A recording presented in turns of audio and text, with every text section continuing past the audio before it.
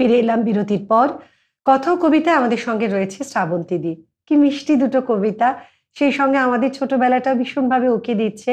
আপনারাও আপনাদের আজকের এই সন্ধ্যা কেমন লাগছে জানাতে ভুলবেন না কিন্তু। আর যদি অংশগ্রহণ করতে চান ঝটপট যোগাযোগ করুন 9433531731 এই নম্বরে। শ্রাবন্তীদি, ভালো লাগা থেকে তো তোমার কবিতার যে প্রসার, যে ব্যাপ্তি তুমি একটু একটু করে বললে, দুর্গাপুর থেকে আস্তে আস্তে তুমি কলকাতায় এবং বেশ কয়েকজন গুরুর সান্নিধ্য তুমি পেয়েছো। তো এই সবকিছুকে নিয়ে এই সময় যারা কবিতা চর্চা করছে তাদের জন্য কি বার্তা দেবে? তাদের জন্য একটাই বার্তা, সেটা হচ্ছে আমরা যেটা শিখছি খুব ভালো করে যেন শিখি। প্রথমেই আমাদের উচ্চারণের দিকে একটু মনোনিবেশ করতে হবে। উচ্চারণ, এবং আমি যেটা বলছি যেন মন থেকে বলছি, কেউ যেন চাপিয়ে না দেয় আমাদের ওপর।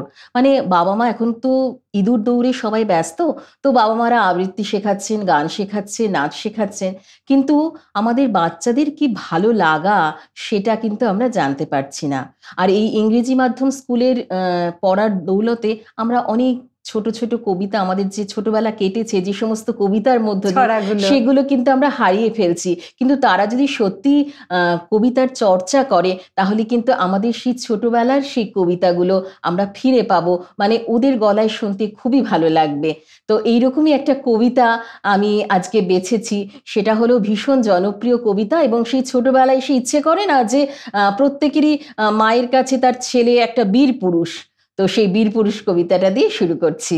মনে করো যেন বিদেশ ঘুরে মাকে নিয়ে যাচ্ছি অনেক দূরে। তুমি যাচ্ছ পালকিতে মা চড়ে, দরজা দুটো একটুকু ফাঁক করে। আমি যাচ্ছি রাঙা ঘোড়ার পরে, টগবগিয়ে তোমার পাশে পাশে।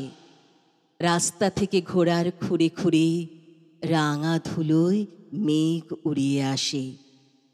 সন্ধে হলো, সূর্যি নামে পাটে, এলেন যেন জোড়া দিঘির মাঠে। ধুধু করে যেদিক পানে চাই, কোনোখানে জনমানব নাই। তুমি যেন আপন মনে তাই ভয় পেয়েছ, ভাবছ এলিম কোথা।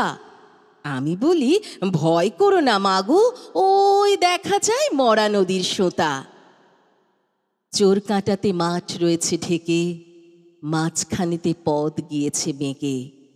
গরু বাছুর নেই কোনোখানে, সন্ধে হতেই গেছে গায়ের পানে।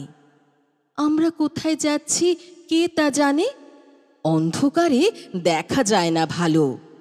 তুমি যেন বললে আমায় ডেকে, দিঘির ধারে ওই যে কিসের আলো। এমন সময় হারে রে রে রে রে, ওই যে কারা আসতেছে ডাকছে রে। তুমি ভয়ে পালকিতে এক কোণে ঠাকুর দেবতা স্মরণ করছো মনে।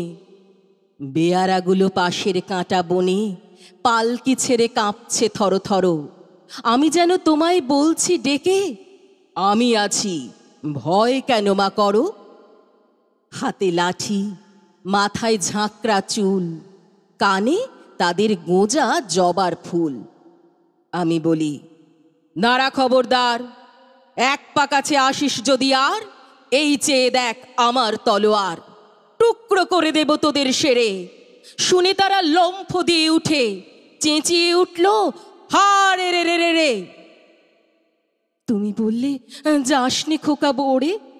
আমি বলি দেখো না চুপ করে। ছুটিয়ে ঘোড়া গেলেম তাদের মাঝে, ঢাল তলোয়ার ঝনঝনিয়ে বাজে। কি ভয়ানক লড়াই হলো মাঝে, শুনে তোমার গায়ে দেবে কাঁটা। কত লোক যে পালিয়ে গেল ভয়ে, কত লোকের মাথা পড়ল কাটা। এত লোকের সঙ্গে লড়াই করে ভাবছো খোকা গেলই বুঝি মরে। আমি তখন রক্ত মেখে ঘেমে বলছি এসে, লড়াই গেছে থেমে। তুমি তখন পালকি থেকে নেমে চুমু খেয়ে নিচ্ছ আমায় কোলে, বলছো ভাগ্যে খোকা সঙ্গে ছিল, কি দুর্দশাই হতো তা না হলে। রোজ কত কি ঘটে যাহা তাহা, এমন কেন সত্যি হয় না আহা। ঠিক যেন এক গল্প হতো তবে, শুনতো যারা অবাক হতো সবে। দাদা বলতো কেমন করে হবে, খোকার গায়ে এত কি জোর আছে। পাড়ার লোকে সবাই বলতো শুনে, ভাগ্যে খোকা ছিল মায়ের কাছে। ভীষণ সুন্দর। আমার ওই জায়গাটা যে হাঁপিয়ে এসে বলছে, যে তুমি একটু তোমার নিজস্ব ঘরানায় করেছো। আসলে আমাদের কবিতা তো জীবনের বাইরে নয়, তো একদম। সেই জীবনকে আমাদের সাথে যদি যোগ করতে পারি তাহলে হয়তো আমরা সেই কবিতাকে আরো মানুষের সামনে পৌঁছে দিতে পারবো। অনুভূতিটাই তো সব থেকে সহজাত বড় কথা, বিষয়টা। অনুভূতিটাই সব থেকে বড় কথা। এবং আমরা সাধারণ জীবনে যেটা করি সেটাই কবিতার মধ্যে প্রকাশ। তাই তো। কবিতা মানে জীবনের বাইরে নয়, এটাই আমার কাছে মনে হয়েছে। তাই তো, জীবনের আরেকটা বোধ, আরেকটা একদম ভাব প্রকাশের জায়গা, একদম। আরেকটা তুলি না ধরে কণ্ঠে তুলি আর তৈরি রবি করা। ঠাকুরের যে জীবন বোধ আমরা যদি তার কবিতা গানকে ধারণ করতে পারি তাহলে বোধহয় আমাদের জীবন বোধই পাল্টে যাবে। এবং অনেক গল্প একসাথে করা যাবে না, একটু জমিয়ে রাখি, আচ্ছা, বাকি গল্পগুলো আবার আমরা করবো। এবার একটা ছোট্ট করে শোনাও কিছু। হ্যাঁ, এবারে আমি ভোট আসছে, রাজায় রাজায় যুদ্ধ, তো আমি আমার ভীষণ একটি প্রিয় কাব্যগ্রন্থ, সেটা হচ্ছে লিপিকা। সেই লিপিকা কাব্যগ্রন্থের একটি ছোট্ট কবিতা শোনাচ্ছি। মানে এটা হচ্ছে একটু গল্প, আবার একটু বলুন, মজা, হ্যাঁ, আবার একটা বার্তা। একদম বিদূষক। কাঞ্চির রাজা কর্ণার জয় করতে গেলেন, তিনি হলেন জয়ী। চন্দনে হাতির দাঁতে সোনা মানিকে হাতি বোঝাই হলো। দেশে ফেরবার পথে বলেশ্বরীর মন্দির বলির রক্তে ভাসিয়ে দিয়ে রাজা পুজো দিলেন। পুজো দিয়ে চলে আসছেন, গায়ে রক্ত বস্ত্র, গলায় জবার মালা, কপালে রক্ত চন্দনের তিলক, সঙ্গে কেবল মন্ত্রী আর বিদূষক।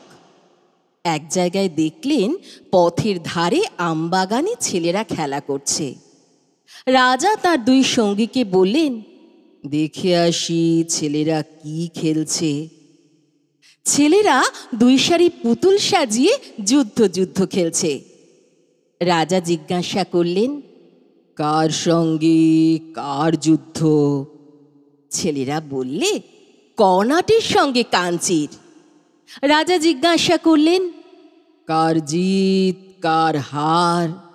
ছেলেরা বুক ফুলিয়ে বললে, কর্ণাটের জিত কাঞ্চির হার। রাজার চক্ষু রক্তবর্ণ, মন্ত্রীর মুখ গম্ভীর হলো, কেবল বিদূষক হা হা করে হেসে উঠল। রাজা যখন তার সৈন্য নিয়ে ফিরে এলেন তখনও দেখছেন ছেলেরা খেলা করছে। রাজা হুকুম করলেন, এক একটা ছেলেকে গাছের সঙ্গে বাঁধো আর লাগাও বেত। গ্রাম থেকে তাদের মা বাপ ছুটে এলো, বললে, ওরা অবোধ, ওরা খেলা করছিল, ওদের মাপ করো। রাজা সেনাপতিকে ডেকে বললেন, এই গ্রামকে শিক্ষা দেবে, কাঞ্চির রাজাকে কোনো দিন যেন ভুলতে না পারে। এই বলে শিবিরে চলে গেলেন। সন্ধেবেলা সেনাপতি রাজার সম্মুখে এসে দাঁড়ালো, প্রণাম করে বললে, মহারাজ, শ্রীগাল কুকুর ছাড়া এ গ্রামে কারো মুখে কোনো শব্দ শুনতে পাবেন না।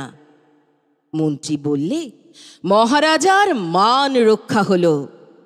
পুরোহিত বললে, বিশ্বেশ্বরী মহারাজের সহায়।